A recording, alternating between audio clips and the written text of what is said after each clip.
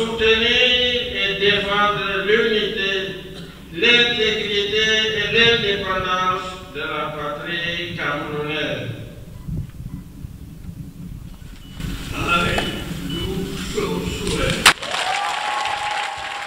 Deux semaines après la prestation de serment solennel au Parlement camerounais réuni en congrès, Paul Biya faisait un discours, programme, au cours duquel il annonçait des grandes innovations. Les Camerounais sont en attente de ces innovations. Qu'est-ce qui bloque? Pourquoi est-ce que ce fameux gouvernement n'est toujours pas disponible? Nous sommes allés à la rencontre de Roger Kiyek-Kiki, éditorialiste et analyste politique, qui essaie de décrypter en tant soit peu la méthode Biya. Suivez plutôt.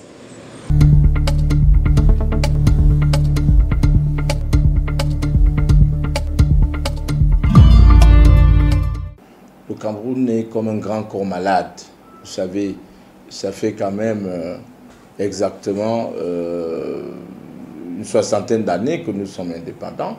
Et moi, je pense que le régime actuel, le gouvernement actuel, est le prolongement du régime Ahidjo. C'est-à-dire que je peux comprendre, donc en tant qu'analyste, le temps que cela prend pour mettre un véritable gouvernement, parce que de mon point de vue, toujours, c'est un septennat de chantier. Il faut mettre un gouvernement de travailleurs, de chantier en rapport avec les grands défis qui nous interpellent. Je pense que c'est cette préoccupation-là qui peut fonder le président à se retirer avec une équipe restreinte pour essayer de répondre aussi aux préoccupations et aux frustrations des Camerounais qui se sont qui ont manifesté cet état de choses lors de la dernière élection présidentielle et au travers des violences qui s'en sont suivies. Donc il faut formuler des réponses, il faut faire des réformes structurelles, il faut doter le Cameroun d'hommes compétents, capables et surtout de véritables patriotes mus par les transformations et la projection du Cameroun vers son véritable destin.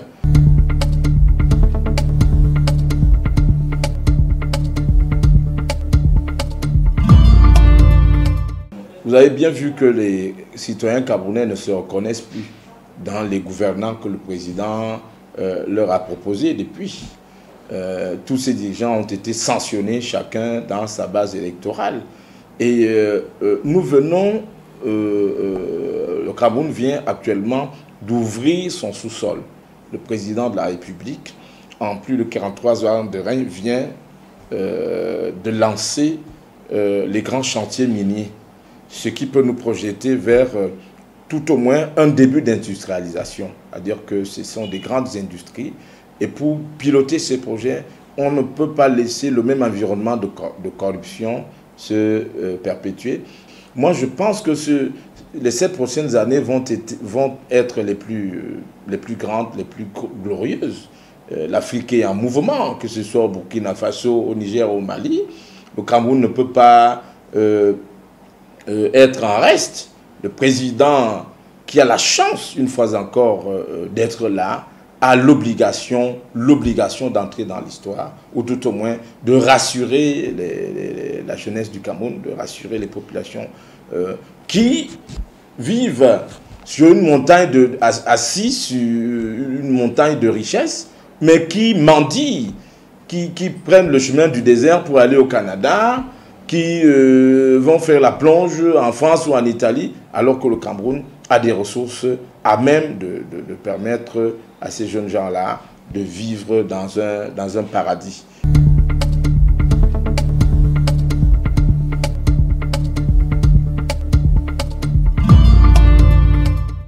Je crois que c'est de la rigolade. Hein.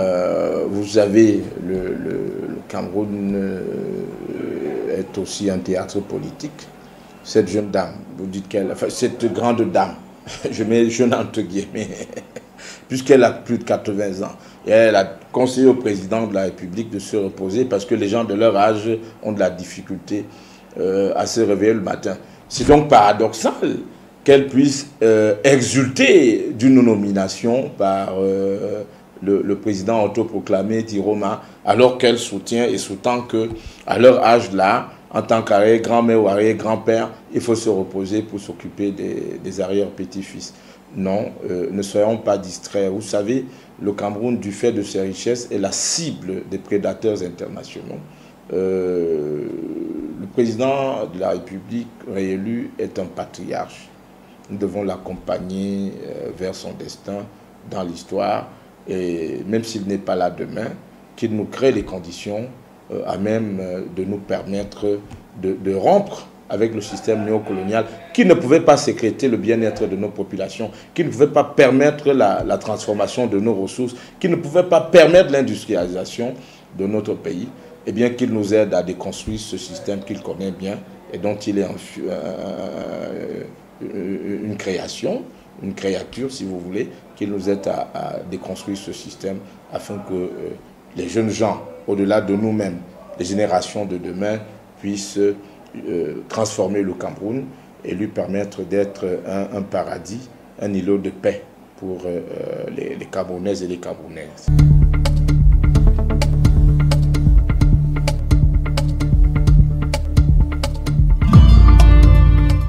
Il faut rester lucide. Il faut rester lucide. Le président Ahidjo, contre son propre gré, a fait ce qu'il a pu, mais il était lui-même scellé et plombé par les accords coloniaux qu'il a signés à partir de 1958, avant même la cession de notre pays à l'indépendance. Ces accords qui faisaient que nos ressources ne puissent pas nous appartenir. Paul Biya a été son prolongement. Maintenant, nous avons les moyens et les capacités de dire non à cet état de choses. Et j'invite donc les Camerounais à être lucides, parce que les réseaux sociaux, c'est pour nous distraire, nous divertir, nous assermenter davantage.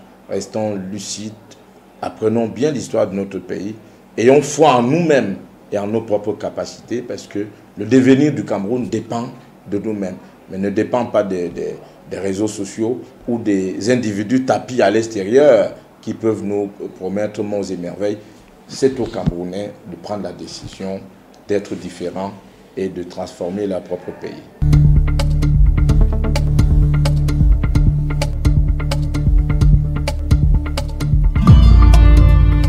Non, il a toutes les manettes. Et moi, je vais donc ramener à contre-courant de ce que vous pensez. Je ne suis pas du RDPC ou biaïste. Moi, j'observe un monsieur qui est respecté par les grands du monde. Hein. Quand il arrive en Russie, on lui déroule le tapis rouge. Quand il arrive en Chine, il est respecté. Quand il va chez Kagame au Rwanda, il est respecté. En Côte d'Ivoire, il est respecté. Au Gabon, au Tchad, partout. C'est le leader de l'Afrique centrale. C'est tout un symbole. Il est aujourd'hui le disque dur du système france-africain, vu du côté des dirigeants africains, parce que la plupart sont passés. Il est l'un des derniers Mohicans. Il connaît le système. Moi, je pense qu'un homme comme celui-là, grand joueur de Songo et d'échecs, a les capacités d'outiller et de structurer les jeunes générations pour esquiver un système nébuleux et néfaste, pour tordre le cou au pacte colonial, afin de trouver dans la déclinaison du monde actuel de nouveaux partenaires, pas pour nous exploiter, mais des partenaires à même de nous aider à évoluer, à coopérer et à nous développer. Il a, je crois, signé les décisions au prochain gouvernement. Ministre de la Communication à cette époque, Issa Chiroma Bakari déclarait « Le temps du gouvernement n'est pas le temps de la presse ». On peut aisément comprendre que Paul Biya prenne tout son temps pour former son gouvernement et opérer ces réformes qu'il a annoncées au sommet de l'État lors de sa prestation de serment. Mais une chose est certaine, le Camerounais et tout le peuple entier attend jusqu'à quand Paul Biya seul détient l'horloge qui pourra répondre à cette question.